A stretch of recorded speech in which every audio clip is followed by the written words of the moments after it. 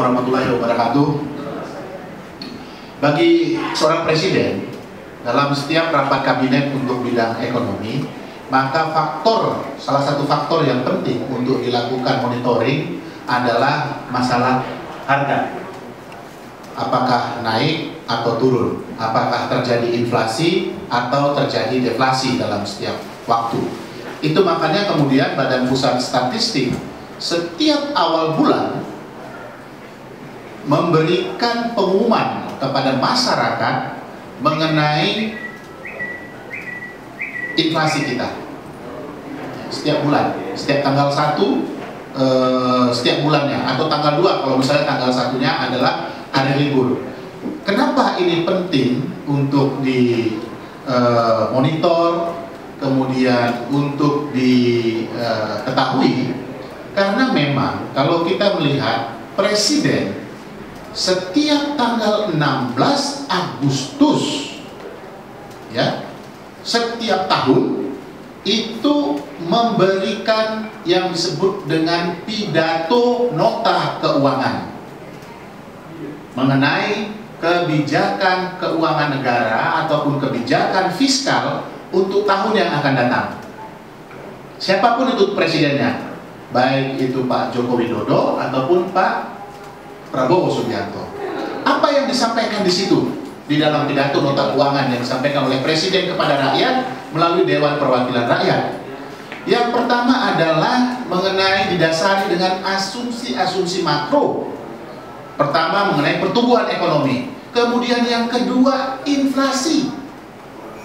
Untuk tahun yang akan datang itu diproyeksikan berapa? Katakanlah 5,5%. Maka itu harus dikendalikan angkanya. Jadi baru kemudian nilai tukar, baru kemudian dilanjutkan oleh lifting minyak dan program-program yang lebih detail.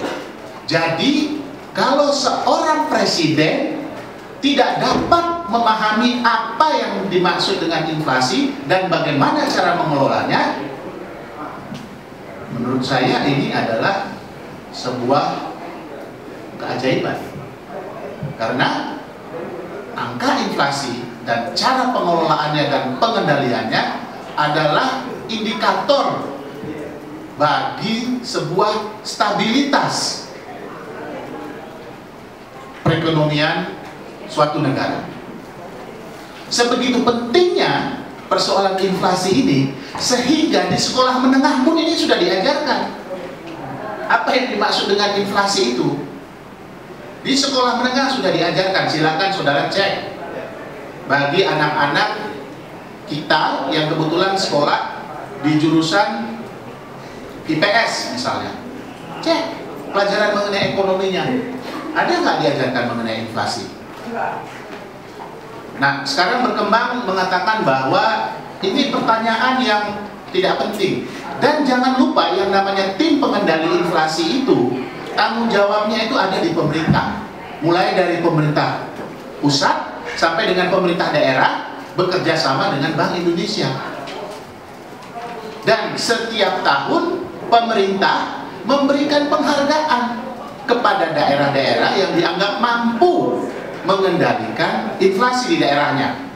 Apalagi kalau inflasinya itu lebih kecil daripada inflasi di tingkat nasional. Dan Pak Joko Widodo pernah mendapatkan itu. Setiap tahun ada rapat koordinasi mengenai pengendalian inflasi.